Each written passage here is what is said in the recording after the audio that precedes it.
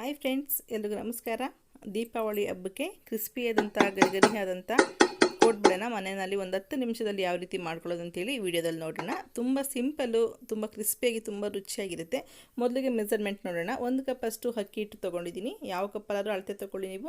1/4 cup ಅಷ್ಟು ಮೈದಾ, 1/4 ಕಪ್ಗಿಂತ ಸ್ವಲ್ಪ ಕಡಿಮೆ ಅಂದರೆ ಅಥವಾ 2 ಸ್ಪೂನ್ ಅಷ್ಟು ಚಿರೋಟಿ ರವೆ ತೊಗೊಂಡಿದ್ದೀನಿ. ಮೊದಲಿಗೆ ಮೈದಾ ಹಿಟ್ಟು 1/4 ಕಪ್ ಅಷ್ಟು, ಚಿರೋಟಿ ರವೆ ತೊಗೊಂಡಿದ್ವಲ್ಲ ಅದು ಸ್ವಲ್ಪ ತೊಗೊಂಡು ಕಾಲು ಕಪ್ಪಷ್ಟು ಕೂಡ ತೊಗೊಳ್ಬೋದು, ಅಥವಾ ಚಿರೋಟಿ ರವೆನ ಸ್ವಲ್ಪ ಕಡಿಮೆ ಕೂಡ ತೊಗೊಳ್ಬಹುದು. ಚಿರೋಟಿ ರವೆ ಮೈದಾ ಎರಡೂ ಹಾಕ್ಕೊಂಡು ಒಂದು ಅರ್ಧ ನಿಮಿಷದಷ್ಟು ಲೋ ಫ್ಲೇಮ್ ಇಟ್ಕೊಂಡು ಸಿಮ್ನಲ್ಲಿ ಫ್ರೈ ಮಾಡ್ಕೋಬೇಕಾಗುತ್ತೆ. ಒಂದು ಅರ್ಧ ನಿಮಿಷ ಫ್ರೈ ಮಾಡಿ ಸಾಕು. ಒಂದು ಅರ್ಧ ನಿಮಿಷ ಫ್ರೈ ಮಾಡಿ ನಂತರ ಅಕ್ಕಿ ಹಿಟ್ಟು ಹಾಕ್ಕೊಂಡು ಇದ್ರ ಜೊತೆಗೇನೆ 1 ಕಪ್ಪಷ್ಟು ಅದನ್ನು ಕೂಡ ಫ್ರೈ ಮಾಡ್ಕೋಬೇಕು. ಹಿಡ್ದಾಗ ಬಿಸಿ ಆಗಬೇಕು, ಅದಕ್ಕೆ ಇಡೀ ಬಿಸಿ ಅಂತಾರೆ. ಕೈನಲ್ಲಿ ಮುಟ್ಟಿದಾಗ ಹಿಟ್ಟುಗಳೇನಾದ್ರು ಬಿಸಿ ಅದಕ್ಕೆ ಇಡೀ ಬಿಸಿ ಅಂತಾರೆ. ಅಷ್ಟು ಹದವಾಗಿ ಹುರ್ಕೊಂಡ್ರೆ ಸಾಕು. ಇಲ್ಲಿ ಯಾವುದೇ ಎಣ್ಣೆ, ತುಪ್ಪ, ಬೆಣ್ಣೆ ಏನೂ ಹಾಕ್ತೀನಿ ಡ್ರೈ ರೋಸ್ಟ್ ಮಾಡ್ಕೊಳ್ತಾ ಇದ್ದೀನಿ. ಲೋ ಫ್ಲೇಮ್ನಲ್ಲೇ ಮಾಡಬೇಕು. ಸ್ವಲ್ಪ ಕೂಡ ಕಲರ್ ಚೇಂಜ್ ಆಗಬಾರ್ದು. ಹಿಟ್ಟು ಮಾತ್ರ ಸ್ವಲ್ಪ ಬಿಸಿ ಆಗಬೇಕು. ನಾವು ಇದಕ್ಕೊಂದು ಪೌಡ್ರ್ ಮಾಡ್ಕೊಳ್ಳೋಣ. ಹುರ್ಗಡ್ಲೆ, ಇದು 1/4 ಕಪ್ಪಷ್ಟು ಹುರ್ಗಡ್ಲೆ ಹಾಕ್ಕೊಂಡು ಮೊದಲು ಮಿಕ್ಸಿನಲ್ಲಿ ಪೌಡ್ರ್ ಮಾಡ್ಕೊಳ್ತಿದ್ದೀನಿ. ಆನಂತರ 1/4 ಕಪ್ಗಿಂತ ಸ್ವಲ್ಪ ಜಾಸ್ತಿನೇ ಇದೆ ಹಸಿ ಕಾಯಿ ತುರಿ, ಹಾಗೆ ಕರ್ಬೇವಿನ ಸೊಪ್ಪು ಒಂದು 3 ರಿಂದ 4 ಕಡ್ಡಿಯಷ್ಟು, 1 ಸ್ಪೂನಷ್ಟು ಜೀರಿಗೆ, ಇಷ್ಟನ್ನು ಹಾಕ್ಕೊಂಡು ಸ್ವಲ್ಪ ನೀರು ಹಾಕಿ ಪೇಸ್ಟ್ ಮಾಡ್ಕೊಳ್ಳೋಣ ನುಣ್ಣಗೆ. ನೀವು ಹಸಿ ತೆಂಗಿನಕಾಯಿ ಬದಲಿಗೆ ಒಣ ಕೊಬ್ಬರಿ ಕೂಡ ಉಪಯೋಗಿಸ್ಕೊಳ್ಬೋದು. ನಿಮಗೆ ಯಾವ ಕಾಯಿ ಇರುತ್ತೆ ಅದನ್ನು ಉಪಯೋಗಿಸ್ಕೊಳ್ಳಿ. ನಿಮಗೆ ರುಬ್ಬೋದಕ್ಕೆ ಟೈಮ್ ಇಲ್ಲ ಅಂದರೆ ಎಲ್ಲನೂ ಪೌಡ್ರ್ ಮಾಡಿ ಕೂಡ ಹಾಕ್ಕೊಳ್ಬೋದು. ಒಣ ಕೊಬ್ಬರಿ ಸ್ವಲ್ಪ ತುಂಬ ಸಣ್ಣಗೆ ತುರಿದ್ರೆ ಹಾಗೆ ಡೈರೆಕ್ಟಾಗಿ ಮಿಕ್ಸ್ ಮಾಡ್ಕೊಳ್ಬೋದು. ನಾವೀಗ ಹುರಿದಿರೋಂಥ ಹಿಟ್ಟನ್ನ ಸ್ವಲ್ಪ ತಣ್ಣಗಾಗೋದಕ್ಕೆ ಬಿಟ್ಟಿದ್ವಿ. ಆ ಹಿಟ್ಟನ್ನ ಒಂದು ಸಲ ಜರಡಿ ಮಾಡ್ಕೊಳ್ಳೋಣ. ಮೊದಲೇ ಜರಡಿ ಮಾಡಿನೇ ಹುರಿದಿರೋದು, ಆದ್ರೂ ಕೆಲವೊಂದು ಸಲ ಗಂಟಿರುತ್ತೆ. ಕಲಿಸ್ಬೇಕಾದಾಗ ನಮಗೆ ಈಸಿಯಾಗಿ ಅದನ್ನು ಗಂಟನ್ನು ನಾದೋದಕ್ಕಾಗಲ್ಲ. ಹಾಗಾಗಿ ಮೊದಲೇ ನಾವು ಕಲಸೋಕ್ಕಿಂತ ಮುಂಚೆನೇ ಈ ರೀತಿ ಜರಡಿ ಮಾಡಿಕೊಂಡ್ರೆ ಸ್ವಲ್ಪ ಗಂಟು ಥರ ಇರೋದೆಲ್ಲನೂ ಒಡೆದೋಗುತ್ತೆ. ಈಗ ಈ ಹಿಟ್ಟಿಗೆ ರುಬ್ಬಿರೋಂಥ ಮಿಶ್ರಣ ಹಾಕ್ಕೊಳ್ಳೋಣ. ನೀವು ಮೊದಲೇ ನೀವು ಎಣ್ಣೆನ ಸ್ವಲ್ಪ ಬಿಸಿ ಮಾಡಿ ಹಾಕ್ಕೊಂಡು ಕೂಡ ನೀವು ಹಿಟ್ಟಿಗೆ ಮಿಕ್ಸ್ ಮಾಡ್ಬೋದು. ನಾನು ನಂತರ ಹಾಕ್ಕೊಳ್ತೀನಿ. ಆನಂತರ ಇಲ್ಲಿ ಖಾರದ ಪುಡಿ 1 ಸ್ಪೂನಷ್ಟು, ಬಿಳಿ ಎಳ್ಳು 1 ಸ್ಪೂನಷ್ಟು, ಹಾಗೆ ರುಚಿಗೆ ತಕ್ಕಷ್ಟು ಉಪ್ಪು, ಸ್ವಲ್ಪ ಅಜ್ವಾಯಿನ ಇದನ್ನು ಕೂಡ ಹಿಟ್ಟಿಗೆ ಮಿಕ್ಸ್ ಮಾಡ್ಕೊಳ್ತಾ ಇದ್ದೀನಿ. ಸ್ವಲ್ಪ ಹಿಂಗೆ ಹಾಕ್ಕೊಳ್ತಿದ್ದೀನಿ. ಹಿಂಗು ಒಂದು ಅರ್ಧ ಸ್ಪೂನಷ್ಟು ಬಳಸಿ. ಹಿಂಗಿನ ಫ್ಲೇವರ್ ತುಂಬಾ ಚೆನ್ನಾಗಿರುತ್ತೆ. ಇಷ್ಟನ್ನು ನೀರು ಹಾಕ್ತಾಯಿಲ್ಲ, ಬರೀ ಪೇಸ್ಟ್ ಅಷ್ಟೇ ಹಾಕಿರೋದು. ಇಷ್ಟು ಮಿಕ್ಸ್ ಆದ ನಂತರ ನಾನು ಬಿಸಿ ಮಾಡಿರೋಂಥ ಒಂದು 2 ರಿಂದ 3 ಸ್ಪೂನಷ್ಟು ಎಣ್ಣೆ ಹಾಕ್ಕೊಳ್ತಿದ್ದೀನಿ. ನೀವು ಬೆಣ್ಣೆ, ತುಪ್ಪ ಕೂಡ ಬಿಸಿ ಮಾಡಿ ಹಾಕ್ಕೊಳ್ಬೋದು. ಎಲ್ಲನೂ ಚೆನ್ನಾಗಿ ಮಿಕ್ಸ್ ಮಾಡ್ಕೊಳ್ಳೋಣ. ಉಪ್ಪು ಖಾರ ಎಲ್ಲ ಮೊದಲೇ ಹಾಕಿದ್ದೀವಿ. ನಿಮಗೇನು ಖಾರದ ಪುಡಿ ಬೇಡ ಅಂದರೆ ಹಸಿಮೆಣ್ಸಿಕಾಯಿ ಕೂಡ ರುಬ್ಬಿ ಹಾಕ್ಕೊಳ್ಬೋದು, ಅದು ಕೂಡ ಟೇಸ್ಟ್ ಚೆನ್ನಾಗಿರುತ್ತೆ. ಸ್ವಲ್ಪ ನಾನಿಲ್ಲಿ ಬೆಚ್ಚಗಿರೋಂಥ ನೀರನ್ನ ಹಾಕ್ಕೊಂಡು ಕಲಿಸ್ಕೊಳ್ತಾ ಇದ್ದೀನಿ. ಇದು ಕೂಡ ಒಂದು ಟಿಪ್ಸು.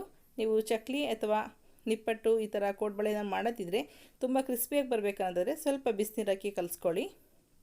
ಕೈಗೆ ಮುಟ್ಟಕ್ಕಾಗಬೇಷ್ಟು ಆಗಬೇಕು, ಅಷ್ಟು ಹದವಾಗಿದ್ದು ಸಾಕು ಬಿಸಿ ನೀರು. ಆ ನೀರನ್ನ ಹಾಕ್ಕೊಂಡು ಚೆನ್ನಾಗಿ ನಾದ್ಕೋಬೇಕಾಗುತ್ತೆ. ಆವಾಗ ಬನಿ ಕೂಡ ಚೆನ್ನಾಗಿ ಬರುತ್ತೆ, ಬೈಂಡಿಂಗ್ ಚೆನ್ನಾಗಾಗುತ್ತೆ. ಚಕ್ಲಿ ಆಗಲಿ ಕೋಡ್ಬಳೆ ಆಗಲಿ ಎಲ್ಲೂ ಮುರಿಯೋದು ಇಲ್ಲ, ಚೂರು ಚೂರು ಕೂಡ ಆಗೋದಿಲ್ಲ, ಚೆನ್ನಾಗಿ ಬೈಂಡಿಂಗ್ ಬರುತ್ತೆ. ಚೆನ್ನಾಗಿ ಕಲಸಾಗಿದೆ. ಇದನ್ನೇ ನೆನೆಸೋ ಅವಶ್ಯಕತೆ ಇಲ್ಲ, ರೆಡಿ ಮಾಡಿದ ತಕ್ಷಣವೇ ಹಾಕ್ಕೊಳ್ಬೋದು. ಆದರೆ ಹಿಟ್ಟನ್ನು ಒಣಗೋದಕ್ಕೆ ಬಿಡಬಾರ್ದು. ನಿಮಗೆ ಒಂದು ಸಲಿಗೆ ಎಷ್ಟು ಕೋಡ್ಬಳೆ ಹಾಕ್ಕೊಳ್ತೀರಾ ಅಷ್ಟು ಮಾತ್ರ ಹಿಟ್ಟನ್ನು ತೊಗೊಳ್ಳಿ. ಒಂದು ಇಂಪಾರ್ಟೆಂಟ್ ಏನಂದರೆ ಪ್ರತಿ ಸಲ ಹಿಟ್ಟು ತೊಗೊಂಡಾಗ ಚೆನ್ನಾಗಿ ಈ ರೀತಿ ನಾದಿನೇ ನೀವು ಕೋಡ್ಬಳೆ ಮಾಡ್ಕೋಬೇಕು. ಆವಾಗ ನಿಮಗೆ ಒಂದು ತಾವು ಕೂಡ ಸ್ವಲ್ಪನೂ ಕ್ರ್ಯಾಕ್ ಬರೋದಿಲ್ಲ, ಒಡೆದೋಗೋದಿಲ್ಲ, ತುಂಬಾ ಚೆನ್ನಾಗಿ ಬರ್ತವೆ. ಒಂದು 7 ರಿಂದ 8 ಸಲ ಇದು ನಾನು ಏನು ಮಾಡ್ತಿದ್ದೀನಿ ಇದೇ ಪ್ರೊಸೀಜರ್ನಲ್ಲಿ ನೀವು ಚೆನ್ನಾಗಿ ನಾದ್ಕೋಬೇಕಾಗತ್ತೆ. ಈ ರೀತಿ ಸಣ್ಣ ಸಣ್ಣದಾಗಿ ಉಂಡೆ ಮಾಡಿ ಇಟ್ಕೊಳ್ತೀನಿ. ಒಂದೊಂದು ಉಂಡೆನಲ್ಲಿ 2 ಕೋಡ್ಬಳೆ ಅಥವಾ 3 ಕೋಡ್ಬಳೆ ಕೂಡ ಮಾಡ್ಕೊಳ್ಬೋದು. ಇದು ಒಂದು ಸಲಿಗೆ ನಾವು ಎಣ್ಣೆಗೆ ಎಷ್ಟು ದೊಡ್ಡ ಪಾತ್ರೆ ಇಡ್ತೀವಿ ಎಣ್ಣೆ ಕಾಯೋದಕ್ಕೆ, ಆ ಪಾತ್ರೆಯಲ್ಲಿ ಒಂದು ಸಲಿಗೆ ಎಷ್ಟು ಹಾಕ್ಕೊಳ್ತೀವಿ ಅಷ್ಟು ಮಾತ್ರ ಕೋಡ್ಬಳೆ ಮಾಡ್ಕೊಳ್ಳಿ. ಒಣಗಿದ್ರೂ ಕೂಡ ಕೋಡ್ಬಳೆ ಚೆನ್ನಾಗಿ ಬರೋದಿಲ್ಲ. ಮಾಡಿ ತುಂಬ ಹೊತ್ತು ಗಾಳಿಗಿಡೋದು ಬೇಡ. ಒಂದು ಪ್ಲೇಟ್ ಮುಚ್ಚಿ ಹಿಟ್ಟನ್ನ ಒಂದು ಸೈಡ್ ಇಟ್ಕೊಂಡು ನಮ್ಗೆ ಎಷ್ಟು ಬೇಕಾಗುತ್ತೆ ಅಷ್ಟು ಹಿಟ್ಟನ್ನು ತೊಗೊಂಡು ಈ ಥರ ನಾದ್ಕೊಂಡು ಈ ಥರ ಬೇಗ ನಿಮ್ಗೆ ಬೇಗನೆ ಆಗುತ್ತೆ. ಇಲ್ಲಿ ಇಬ್ಬರು ಕೂಡ ಬೇಕಾಗಲ್ಲ, ಒಬ್ಬರೇ ಸಾಕಾಗುತ್ತೆ ಕೋಡ್ಬಳೆ ಮಾಡೋದಕ್ಕೆ. ಯಾಕೆಂದರೆ ಅವು ಸ್ವಲ್ಪ ಲೋ ಫ್ಲೇಮಲ್ಲಿ ಬೇಯಿಸೋದಕ್ಕೆ ನಾವು ಇನ್ನೂ ಒಂದು ಒಬ್ಬೆ ಕೂಡ ರೆಡಿ ಮಾಡ್ಕೊಳ್ಬೋದು. ನೋಡ್ತಿದ್ದೀರಲ್ಲ ಎಷ್ಟು ಈಸಿಯಾಗಿ ಮಾಡ್ಕೊಳ್ಬೋದು ಅಂತೇಳಿ.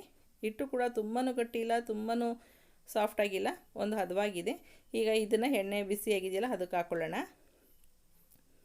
ಈ ಥರ ನಿಮ್ಗೆ ಒಂದು ಸಲಿಗೆ ಎಷ್ಟು ಬೇಕೋ ನೋಡಿಕೊಂಡು ರೆಡಿ ಮಾಡಿ ಇಟ್ಕೋಬೇಕಾಗತ್ತೆ. ಬಿಸಿಯಾಗಿರೋಂಥ ಎಣ್ಣೆಗೆ ಹಾಕ್ಕೊಳ್ತಿದ್ದೀನಿ. ಎಣ್ಣೆಗೆ ಹಾಕಿದ್ಮೇಲೆ ಒಂದು ಅರ್ಧ ನಿಮಿಷ ಹಾಗೆ ಬಿಡಿ. ಮೇಲೆ ನೊರೆ ಎಲ್ಲ ಚೆನ್ನಾಗಿ ತುಂಬಿಕೊಂಡಿದೆ.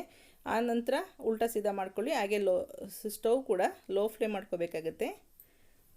ಒಂದು ಅರ್ಧ ನಿಮಿಷ ಆದಮೇಲೆ ಲೋ ಫ್ಲೇಮ್ ಮಾಡ್ಕೊಳ್ಳಿ. ಸಿಮ್ಮಲ್ಲಿ ಬೇಯಿಸೋದ್ರಿಂದ ಒಳಗಡೆ ಕೂಡ ಚೆನ್ನಾಗಿ ಕ್ರಿಸ್ಪಿಯಾಗಿ ಬೇಯುತ್ತೆ ಕೋಡ್ಬಳೆ. ನಿಮಗೆ ಈ ನೊರೆ ಏನಿದೆ ಎಲ್ಲ ಕಡಿಮೆ ಆಗುತ್ತೆ. ಅದು ಬೇಯೋಷ್ಟರಲ್ಲಿ ಇನ್ನೂ ಒಂದು ಒಬ್ಬೆ ಕೂಡ ರೆಡಿ ಮಾಡ್ಕೊಂಡಿದ್ದೀನಿ ನಾನು. ನೋಡಿ ನೊರೆ ಕೂಡ ಕಡಿಮೆ ಆಗಿದೆ, ಎಷ್ಟು ಚೆನ್ನಾಗಿ ಕೋಡ್ಬಳೆ ಕೂಡ ಎಣ್ಣೆಯಲ್ಲಿ ತೇಲ್ತಾ ಇದ್ದಾವೆ. ಲೋ ಫ್ಲೇಮ್ನ ಸಿಮ್ಮಲ್ಲೇ ಬೇಯಿಸ್ಕೊಂಡಿದ್ದೀನಿ. ಕಲರ್ ಕೂಡ ನೋಡ್ಬೋದು ನೀವು, ತುಂಬಾ ಚೆನ್ನಾಗಿದೆ. ನಿಮಗೆ ಅದು ಎಣ್ಣೆ ಮೇಲಿರೋಂಥ ನೊರೆ ಕಡಿಮೆ ಆದಾಗ ಕೂಡ ನಿಮ್ಗೆ ನೀಟಾಗಿ ಗೊತ್ತಾಗುತ್ತೆ ಇದು ಚೆನ್ನಾಗಿ ಬೆಂದಿದೆ ಅಂತೇಳಿ. ಅದು ತಗೊಂಡ ತಕ್ಷಣ ಇನ್ನೂ ಒಂದು ಒಬ್ಬೆ ಬೇಯೋದಕ್ಕೆ ಹಾಕ್ಬೋದು. ಇದು ಬೇಯೋಷ್ಟರಲ್ಲಿ ಮತ್ತೆ ನೀವು ಹಿಟ್ಟು ನಾದ್ಕೊಂಡು ಮತ್ತೆ ಕೋಡ್ಬಳೆ ಮಾಡ್ಕೊಳ್ಬೋದು.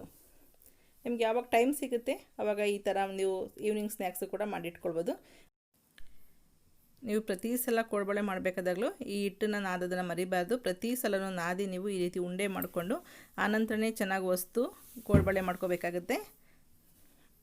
ಪ್ರತಿ ಸಲ ಮಾಡಿದಾಗಲೂ ಈ ರೀತಿ ಮಾಡೋದ್ರಿಂದ ಪ್ರತಿ ಸಲನೂ ಕೋಡ್ಬಳೆ ತುಂಬಾ ಚೆನ್ನಾಗಿ ಬರುತ್ತೆ. ಹಿಟ್ಟು ಒಣಗಬಾರ್ದು ಅಷ್ಟೇ, ಸ್ವಲ್ಪ ಪ್ಲೇಟ್ ಮುಚ್ಚಿಟ್ಟೇ ಸ್ಟೋರ್ ಮಾಡ್ಕೊಳ್ಳಿ. ನೋಡಿದ್ರಲ್ಲ ಎಷ್ಟು ಚೆನ್ನಾಗಿ ಕ್ರಿಸ್ಪಿಯಾಗಿ ಮಾಡ್ಕೊಳ್ಬಹುದು ಅಂತೇಳಿ. 1 ಕಪ್ ಅಕ್ಕಿ ಹಿಟ್ಟಿಗೆ ಇಲ್ಲಿ ಒಂದು 60 ಕೋಡ್ಬಳೆ ಆಗಿದೆ ಈ ಸೈಜಿಂದು. ನೀವು ಕೂಡ ಒಂದು ಸಲ ಟ್ರೈ ಮಾಡಿ, ಖಂಡಿತವಾಗ್ಲೂ ಕ್ರಿಸ್ಪಿಯಾದಂಥ ಗರಿಗರಿಯಾದಂಥ ಕೋಡ್ಬಳೆ ಈ ಸಲ ದೀಪಾವಳಿ ಹಬ್ಬಕ್ಕೆ ನೀವು ಕೂಡ ಖಂಡಿತವಾಗ್ಲೂ ಮಾಡ್ಕೊಳ್ಬೋದು. ಓಕೆ ಫ್ರೆಂಡ್ಸ್, ವಿಡಿಯೋ ಇಷ್ಟ ಆಗಿದೆ ಲೈಕ್ ಮಾಡಿ, ಶೇರ್ ಮಾಡಿ, ಸಬ್ಸ್ಕ್ರೈಬ್ ಮಾಡಿ. ನೀವು ಕೂಡ ಒಂದು ಸಲ ಮಾಡಿ ನೋಡಿ. ನಿಮ್ಮ ಅಭಿಪ್ರಾಯ ಅನಿಸಿಕೆಗಳನ್ನ ಕಮೆಂಟ್ ಬಾಕ್ಸ್ ಮೂಲಕ ನಂಗೆ ತಿಳಿಸಿ. ಎಲ್ರಿಗೂ ದೀಪಾವಳಿ ಹಬ್ಬದ ಶುಭಾಶಯಗಳು. Okay bye, thank you.